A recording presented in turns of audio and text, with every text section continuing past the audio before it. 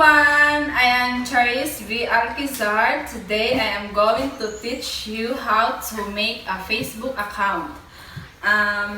You have to go in the Google Play, then you have to download the Facebook account. You have to type the Facebook, this one, and you have to install. So you have to install. Then if you install already, open the Facebook. Then this one you have to create, and then next. Then you have to write your first name, this one, Charis, then last name Alquizar.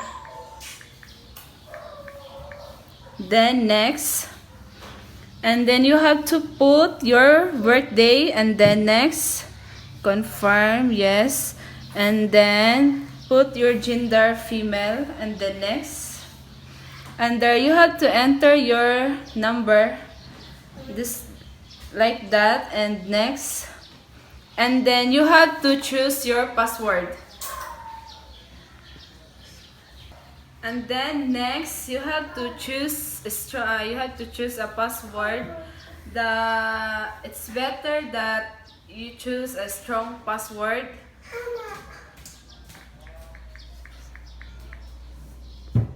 This one. And then if you already have a password, then next. And then sign up.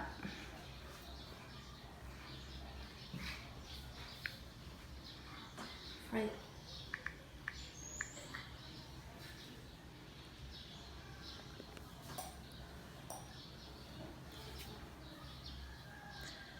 Yeah. We have to wait. Yan. So, now you already have a Facebook account. Then, press this one, continue. And then, okay, continue. Yan. You already have a Facebook account.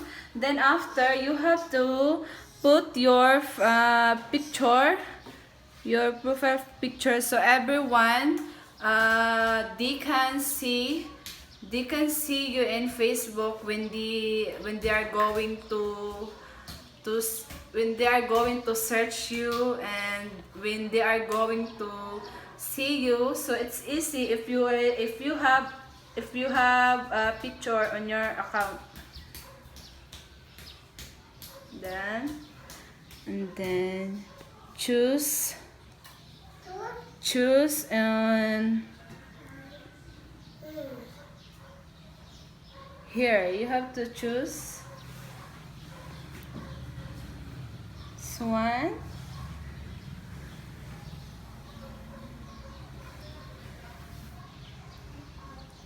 Like this one. So if you have friends, your relatives, it's easy to see you on Facebook with your complete name and your picture. So it's easy, guys. So let's create our own Facebook account, and that's all. Thank you. And then next, you have to choose a password. It's better that you choose a strong password.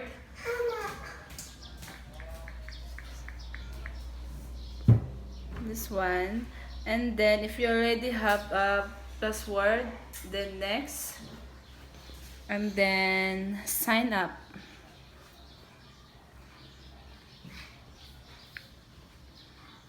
Right.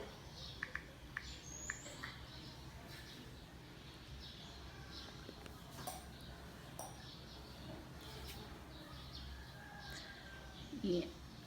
We have to wait. Yan. So, now you already have a Facebook account. Then, press this one, continue.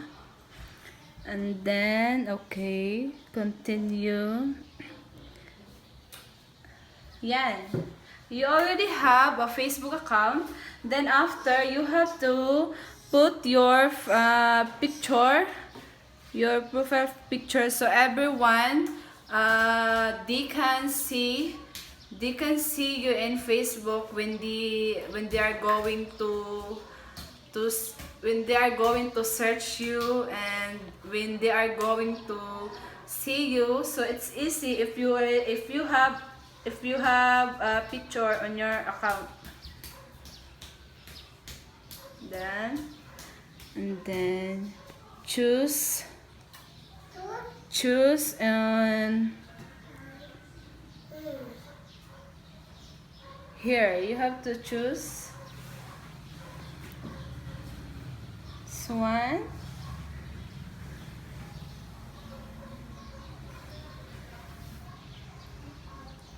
Like this one. So if you have friends, your relatives, it's easy to see you on Facebook with your complete name and your picture. So it's easy, guys. So let's create our own Facebook account, and that's all. Thank you.